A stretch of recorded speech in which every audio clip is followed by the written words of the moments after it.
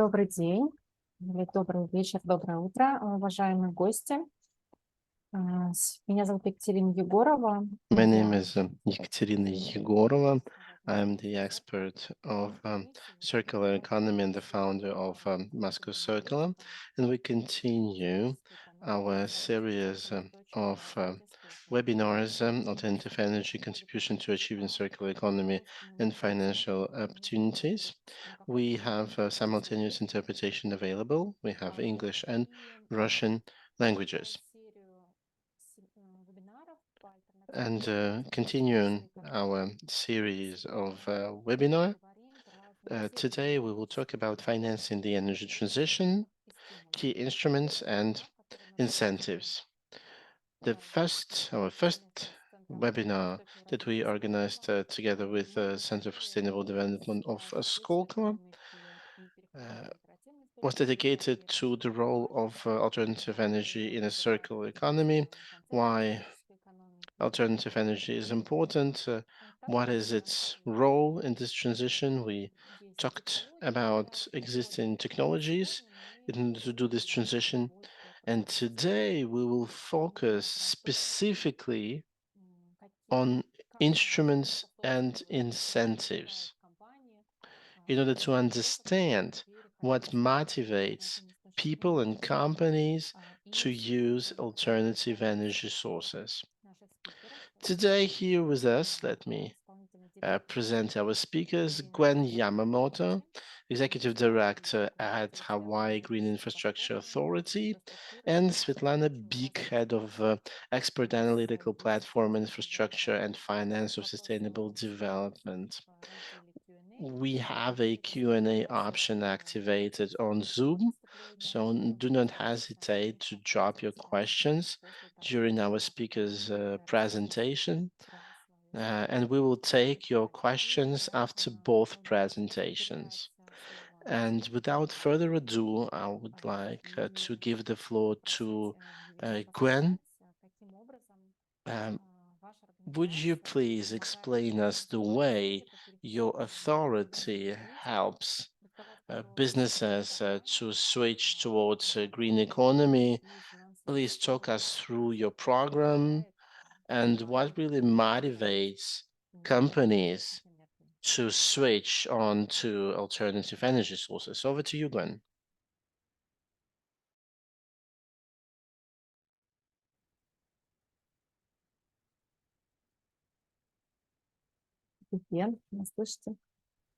Gwen, can you hear us?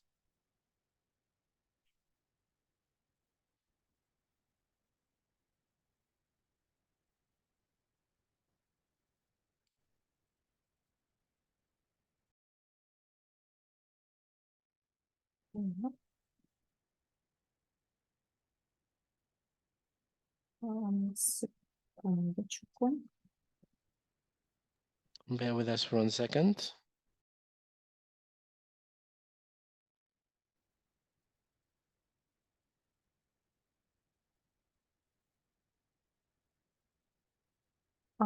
Если Гвен нас не слышит, Гвен, включите, пожалуйста, микрофон.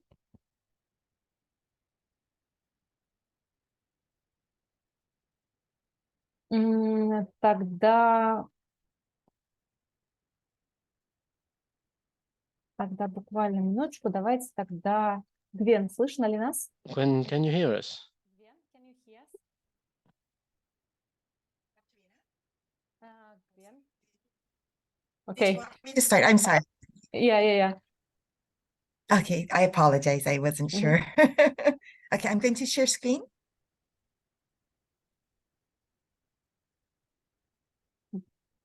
All righty. Good morning. Well, good afternoon. I guess it's evening for you. Thank you so much. It's been a pleasure getting to know Katerina and having her with us earlier this year in Hawaii. I'm actually on a ship in Alaska, so I am going to turn off my I don't know if I can. Well, hopefully my Wi-Fi will keep going. Oh, you know what? I apologize. I have the wrong one up. I apologize. Well, you know what? It's basically the same screen, so we'll go with it. Alrighty, so the Hawaii Green Infrastructure Authority was constituted by our policymakers. It's a state agency because back in 2013, our policymakers found that early adopters to solar were affluent ratepayers. And what they didn't want was the low income and underserved ratepayers to be stuck supporting the aging grid infrastructure. Katerina, I'm sorry, did you want me to pause for your interpreter to interpret? No, okay, all right, great. We are an agency attached to the Department of Business, Economic Development and Tourism, the economic engine of the state. And our task is to make clean energy investments accessible and affordable to Hawaii's underserved ratepayers while stimulating private investments and leveraging innovative financing tools. We do this by our Green Energy Money Saver repayment mechanism. In 2019, we launched our GEMS on-bill repayment mechanism, which replaces conventional financing.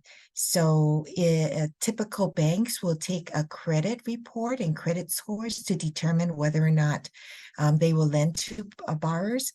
Instead, we use utility repayment history to determine what types of minimum savings that we need to achieve for the ratepayers. Instead of doing a debt to income calculation like a typical bank would do, we use our estimated savings after the installation of a solar PV system to save energy on the utility bill, and we rely on that for our loan repayments. Our loans or obligations are not made to a person. It's tied to the utility meter, the electric utility meter. That allows us to transfer the obligation from ratepayer to ratepayer, allowing us to finance renters so that they can lower their energy costs through solar. And their payments, because it's tied to the utility bill, are conveniently made when the ratepayer makes their electric utility bill payment. We are only able to finance underserved ratepayers. So it's low and moderate income homeowners, nonprofits, small businesses, and multifamily rental projects. And we are able to finance energy efficiency retrofits as well as solar PV systems. In addition to our non-traditional on-bill financing mechanism, we also do direct financing. We finance third-party owned systems. Sometimes the ratepayer, the homeowner, the business does not want to own the system. So we have investors who own the systems on their behalf. Our loans are long-term, up to 20 or 25 years. Which allows for a smaller debt service requirement or lower payments, making it more affordable. We offer below market fixed rates, currently 4.5% or 5.5%, and there are no prepayment penalties. Therefore, if a ratepayer wants to pay off their loan earlier, we're happy to accommodate that. We are a public agency, a state agency, so we are always looking to partner with private capital to leverage our public funds with private funds in order to finance more systems. We do this by co-lending with banks, and we take more risks, so we are a subordinate loan to them. We also allow for better, more cash flow friendly terms for our borrowers, because as their bank loan is in place, we only expect interest payments to be paid, making it cash flow friendly for our borrowers. Once the bank loan is paid off, then we amortize our balance over a remaining term. Here's an example of how we help this agricultural nonprofit lower their energy bill. So pre-solar, their energy bill was almost $10,000 a month, $9,800 a month. We installed their solar, and with the solar payments, including the loan payments to repay the solar, their post-energy bill is $7,300 a month. which is lower than it was before. So we are looking at helping them save about $2,500 in the first year, aggregating to about $51,000 over the life of the loan, which is 20 years. This is Highway Inn. When you come to Hawaii next time, let's go eat at Highway Inn, which serves delicious Hawaiian food. Their pre-energy bill was about $61,000 a month. After the installation of solar and including the repayment of our loan, their post-energy bill dropped to $48,000 a month, saving them about $12,000 a month. And estimated savings of about $321,000 over the life of the loan. This is an example of a power purchase agreement where a third party owns the system for this nonprofit. Their pre-energy bill was $5,500 a month. Post-energy, including the repayment of their power purchase agreement, is $3,400 a month. They're looking at about a $1.2 million savings over the life of the system. Significant savings. I'm going to share a little bit about our HICAP program, which is a federally funded program. In 2021, our legislature expanded the statute for Hawaii Green Infrastructure Authority to administer programs on behalf of different state agencies. And in 2021, the Treasury created the State Small Business Credit Initiative, which is administered by our sister agency, the Hawaii Technology Development Corporation, that we administer on their behalf for businesses and nonprofits. The objective of the program is to help our small businesses and nonprofits access capital, looking at how we might lower the risk for banks and credit unions to lend to small businesses. We provide credit enhancements in the form of cash collateral to our participating lenders to increase their ability to get loans. The funds that are allocated for this program is $21 million.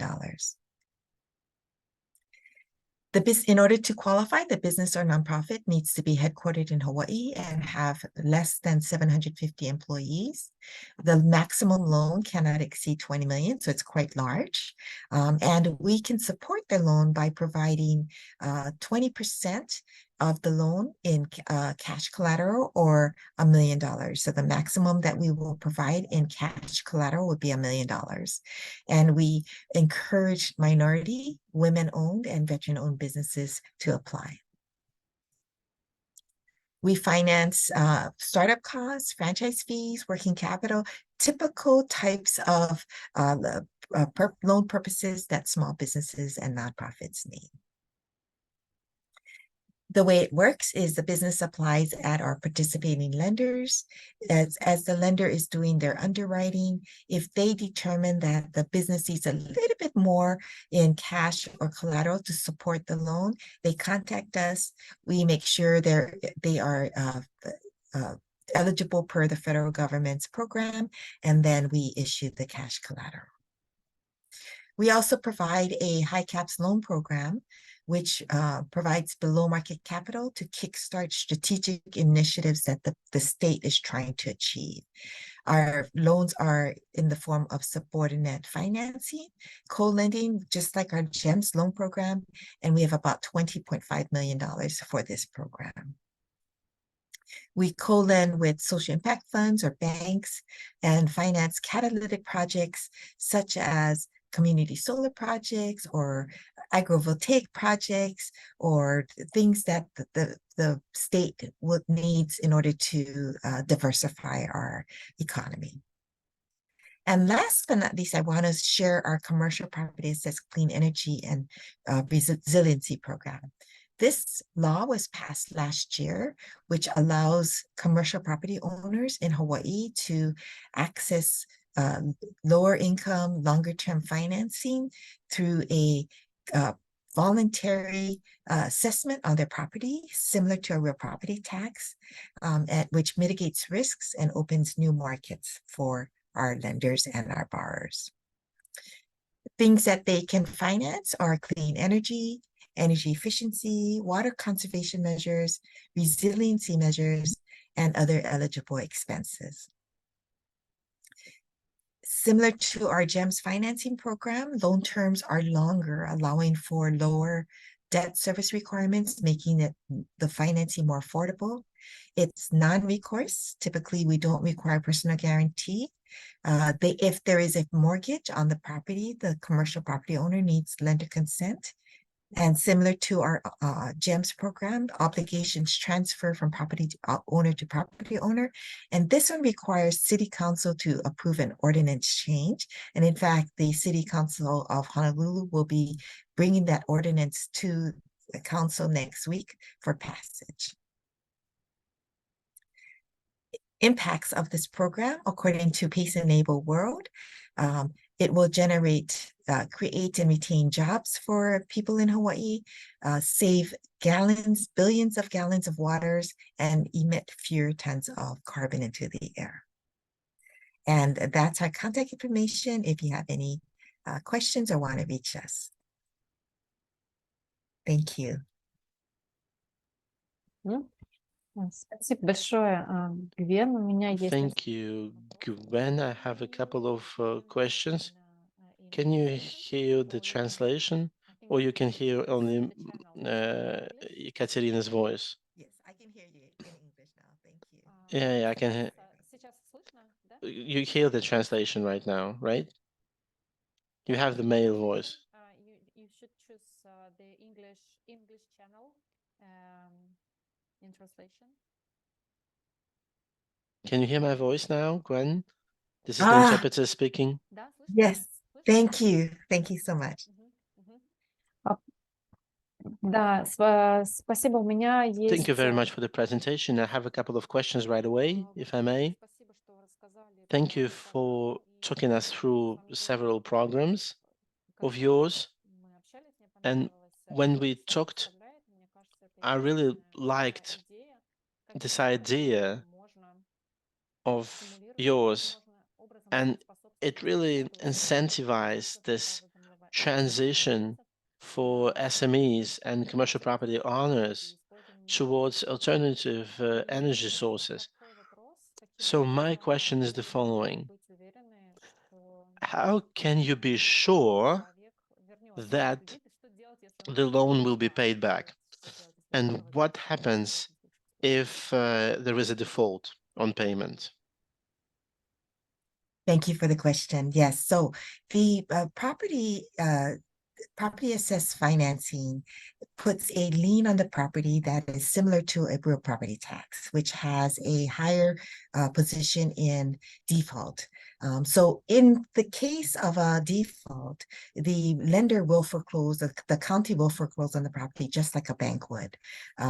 However, in the 10 years that property assessed financing has existed in the United States, there has been over $2.5 billion of loans made, and there has not been one default on the property. And that's primarily because the financing, just like our GEMS financing, lowers the energy costs, the operating costs for the property owner, and therefore increases their cash flow, allowing them to pay the loan back.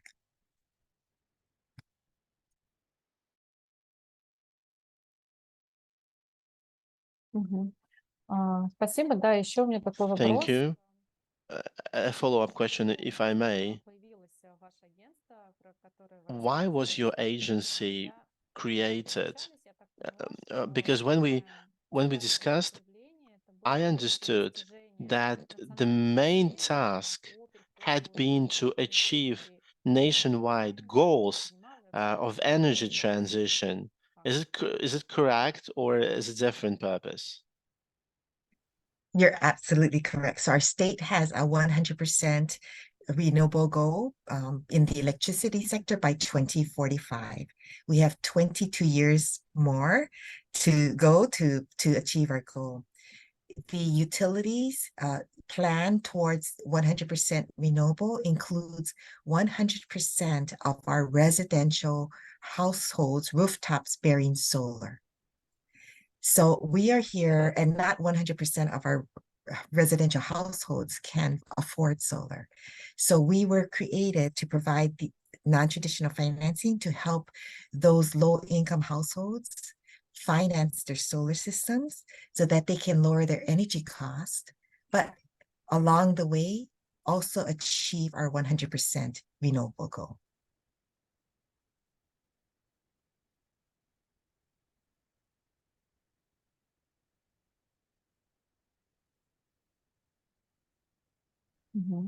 Спасибо большое, Гвен. Thank you very much, Gwen. Let me quickly take a look at the questions, and we'll take them after two presentations. I see none. But during our first webinar, we discussed already this energy transition, and we've been talking about the share of the penetration of alternative energy in different countries. In Russia, this share is very little, but nevertheless, it's less than 1% actually in Russia. But nevertheless, in Russia, we do see new instruments, new tools that incentivize this energy transition. New technologies emerge. It's not an easy way, but we are moving into this direction. And I would like to elaborate more about the current state of affairs in Russia. And with that, I'd like to give the floor to Svetlana Bik to discuss what other instruments we have in Russia to do this energy transition. Yeah, absolutely. Good afternoon, dear colleagues. No big news from Russia today, and I'm envy in the green way to Gwen, and I really want to go to Hawaii after that, frankly speaking. But we'll keep working, we'll keep jogging, we'll keep transforming our own country. As different from Gwen, I don't represent the energy sector. I represent the field that deals with sustainable green financing. And we are talking not about end users, but we are talking about institutions that invest. But I see them as providers, as drivers of changes that were mentioned by Gwen, which means switching towards alternative energy sources to the possible extent and to the reasonable extent, because Russia is very far from Hawaii, and we have different economies and we have different meteorological conditions as well. So the balance of priorities between what we want to have and what we can technically do, because the climate transition is not only about environment, it's also about accessible energy, and it's also about energy security to warm up Russians who live in different climate conditions. So talking about financial instruments, I'll start with a bigger picture, like in broad strokes. What am I talking about? When when global markets have understood the necessity of the climate change, it was more or less at the same time when SDGs were formulated. SDG 13 started to dominate, and it's understandable why, because we feel it every day, doing our every step. The temperature is rising, the life quality is dropping because of the temperature rising. More catastrophes, more fires. We understand this agenda. This is why SDG 13 started to dominate quite heavily. Finance markets reacted to that, and therefore almost every sustainable bond, well, regardless of the issue, we will always have a climate part to it. And the climate component exists not only in green bonds, but in social bonds as well. When we talk about these instruments, we can always find a climate component to it. Globally, regardless of different catastrophes, sustainable long-term bonds are kept being issued. The volume of money allocated grows as well. And mid-2023, it's roughly 2.5 trillion USD, which means we'll have like 300, 400 billion dollars. Despite all catastrophes, despite geopolitical conflicts, we see that projects related to sustainable development and green transition are still high on the agenda. Now talking about Russia, the situation is much more difficult. First, because global shocks that happened, and we understand why, they caught our markets at different stages of their development. Green bonds and green financial instruments globally started back in 2007, 2008. This is when first green bonds were issued. The World Bank and the European Central Bank argue in order to understand who was the first one to issue. Doesn't matter as far as Russia is concerned, because Russia issued them 10 years later. So this year we celebrate 5 years of the first green bond issue. 10 years, it's a huge amount of time. And globally, those were 10 years of development. Countries searched for motivation, for different approaches. They were not staying still. But in Russia, in 2022, in 2021, the market was slightly mature. In 2022, you know what happened, and the market suffered. The green market suffered, and it remains under stress. So now we have several types of risk that put on pressure to the green money market. The volume is not even growing. It stagnates. Unfortunately, the plans and the discussions about like green finance that to be supported by the government, we don't hear these ideas anymore. Officially, green bonds were not cancelled. They were put on hold. And to be more specific, to put it into context, if I may, in green bonds and in sustainable bonds, well, let's talk about sustainable bonds. We have roughly 500 billion rubles. Among them, 100 related to energy transition only. From the palette of financial instruments, the central bank approved 6 types of bonds: green ones, social ones, sustainable ones, which is a mix between green and social.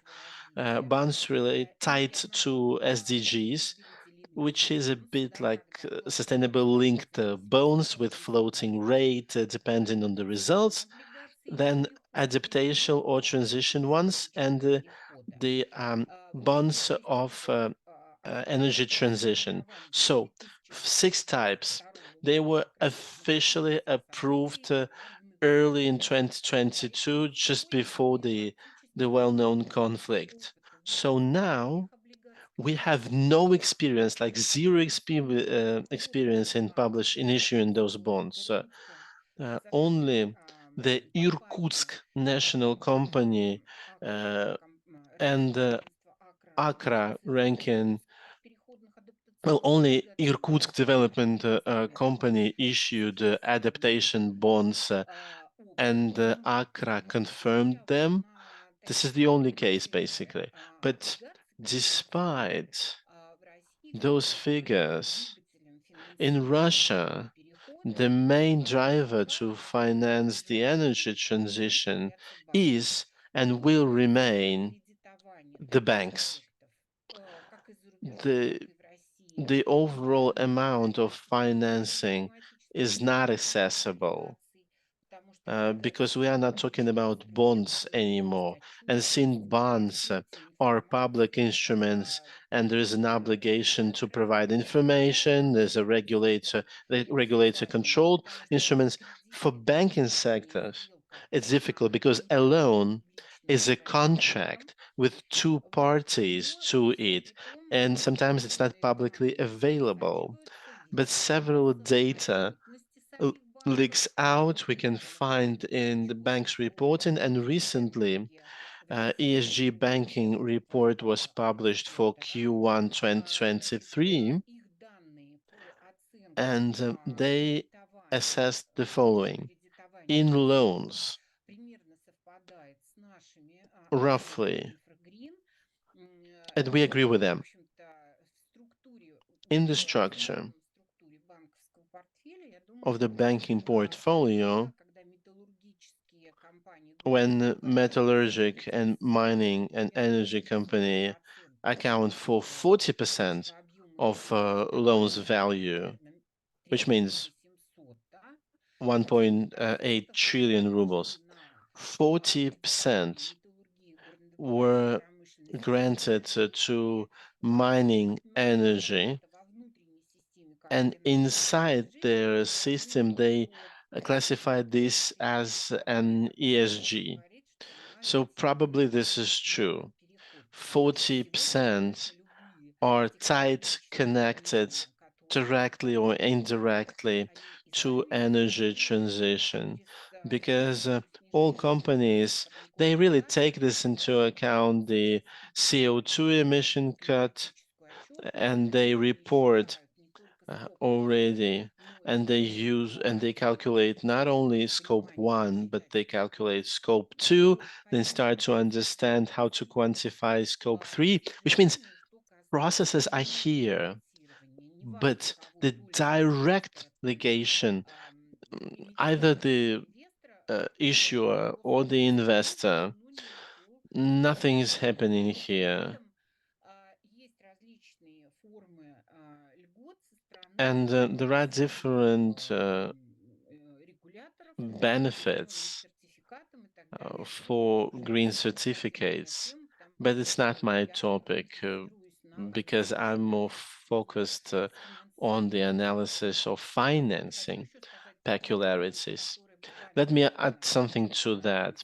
Recently, it was mentioned at one of the conference, the Russian market structure is heavily different from the global one because the global market is being dominated by funds. And I hope, Gwen, is going to be interesting for you to know. In Russia, private investors, individuals, they are very present on the green market, and they are not united into funds. They are acting on their own capacities within their own portfolio. And now at the Moscow exchange, we have more than 30 million individual investors, private investors.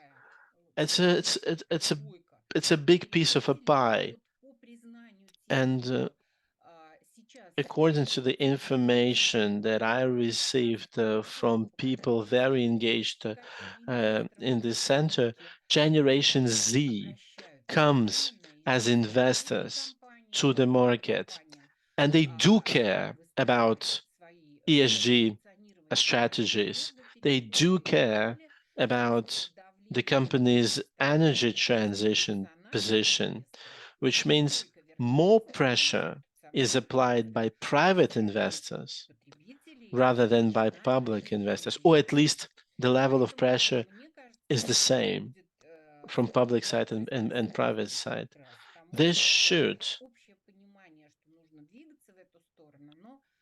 maintain this understanding that we still need to go in this direction. Thank you, Svetlana, for this overview. This question, I keep hearing it from small and medium enterprises at different conferences. Well, large businesses talk about it as well. This is why I want to segue this question in a way to you, because I really would like to know. So businesses come and say, what can I do to go to alternative energy sources? First, I don't have enough money for the capex, and this is what Gwen talked about. Second, the savings are way too small in Russia. So what should we do in Russia in order to motivate companies in Russia? Well, little disclaimer, I'm not a subject matter expert in that. What should happen at the consumer's level? I can only share my general understanding. Well, any change, this is the way human work. When we see something new that requires extra effort, should be followed by explanation, by support, and by incentives. If a person doesn't perceive a benefit, if this benefit is related to risks,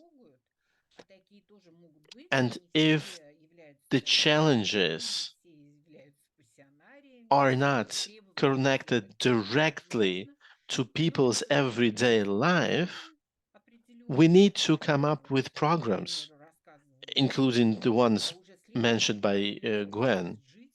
And the next generation of people living in this situation, they will calculate specific benefits. They will be trained in the right way by our schools and universities. So we need to bring all together the programs and the knowledge to motivate change. So we need to have this critical mass large enough in order to become responsible and in order to uh, transit to alternative energy sources, but that should be beneficial because our people, they don't have extra money when they cannot make their ends meet between different payments. It's very difficult to advocate energy transition when a family doesn't have enough money to buy clothing for their kids. It just doesn't work this way. The energy transition subject should be embedded into people's minds. Otherwise, they will reject it. Yeah, I agree. And we lost those 10 years that you've mentioned in order to gain experience, in order to gain understanding. We need to pass through this development. But it's a good thing that we do have at least several instruments. As far as poverty is concerned, because we discussed this at Hawaii, we tend to see Hawaii as a paradise. Climatically, it's a paradise, but they also do have poor people. They also do have homeless communities. And correct me, Gwen, if I'm wrong, your program focuses also on communities that cannot afford energy bills. And over the last 1.5 years, the bill rose 30%, correct? And you support really those unprivileged communities with low revenue, correct? Is my understanding is correct? You're absolutely correct. Hawaii, while the climate, as you said, is beautiful, the cost of living is very high. So almost half of our families are considered poverty level, working poor. And so that's why we were established to support them to lower their energy burden.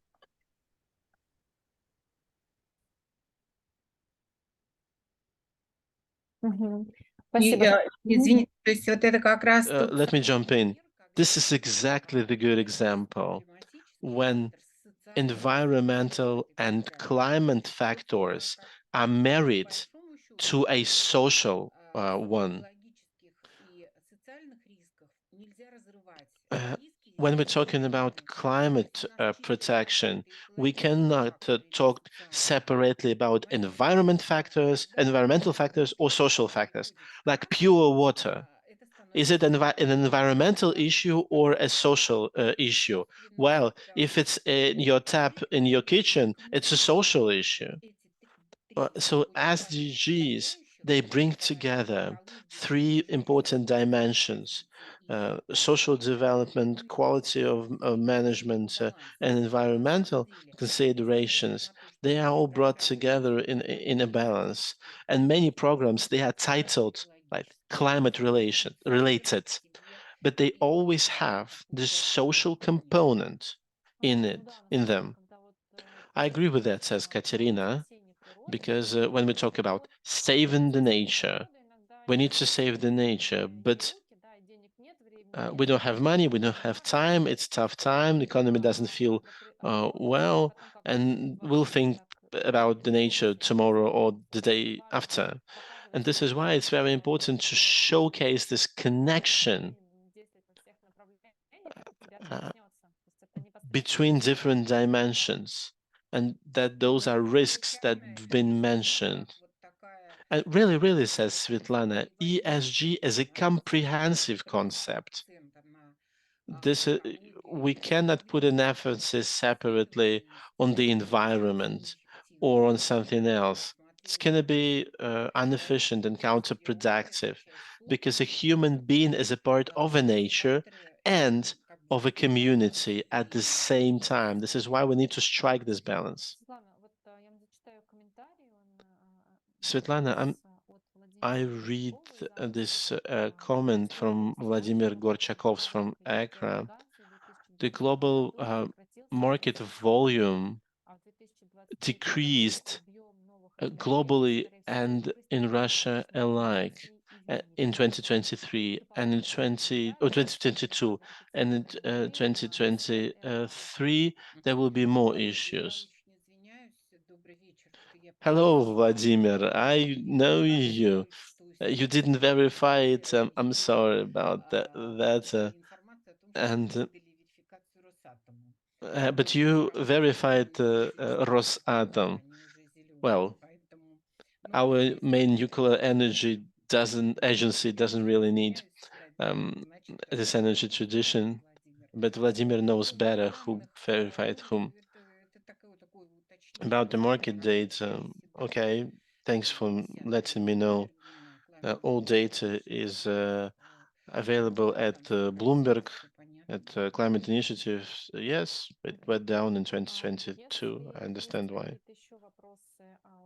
Do we have any other comments or questions?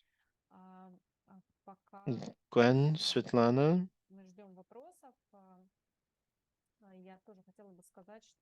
I don't see any further questions.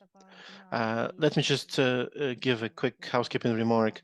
We are recording this webinar. It will be available in our YouTube channel and at Skolkovo's YouTube channel. And we have this idea to continue talking about the connection between alternative energy sources, circular economy, and transition financing, together with experts from Russia and probably from abroad, because it's always interesting to know about difficulties that exist abroad. What can we do to overpass them? This dialogue is very valuable for us.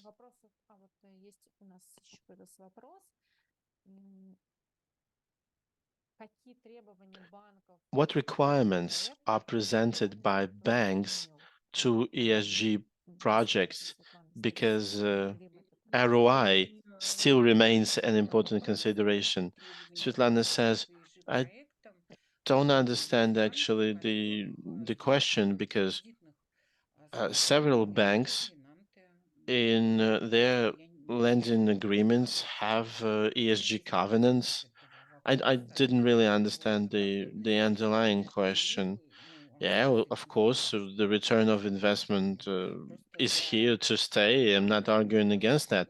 But for lenders, return is only one argument when they make a decision, but ESG is just another. For Sberbank, for instance, in 2022, in their report, they granted 1.3 trillions in ESG loans.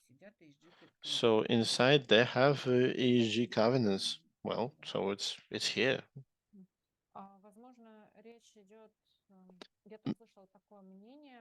I heard that. I may understand where this question came from. When we talk about ESG projects, ESG is often perceived as an expense part, not a revenue part. But ESG need to make the market flourish and the business flourish. ESG projects don't equal expense projects if they are organized in the right way. This is a misconception, says Svetlana. No one says it's either ESG or ROI. I've never seen such documents or papers saying that it's either or. No. It's not what I'm thinking of. Understood. Thank you. Those are commercial ESG projects that they have their own return of investment. They do have their own requirements revenue-wise. And we are not only talking about returns. When we talk about money, we can talk about revenue as one part of the equation. The second part is loan accessibility. So if the bank adopts a strategy that it will grant money that it will prioritize ESG projects, so the non-ESG project would not be high on their agenda. Yes, I'm just talking about every day, something I hear every day, because I talk not only to people on the streets, but I also talk to businesses, and this is the way I assess the overall situation. And we better need to be guided by the risk assessment, by the opportunities assessment, and by the current situation assessment. And what would happen should we not be interested in transition towards sustainable models. And this is why exactly why we talked specifically about financing. It's not only about spending money, not at all. And we need to take a longer view because it's always about opportunities. Well,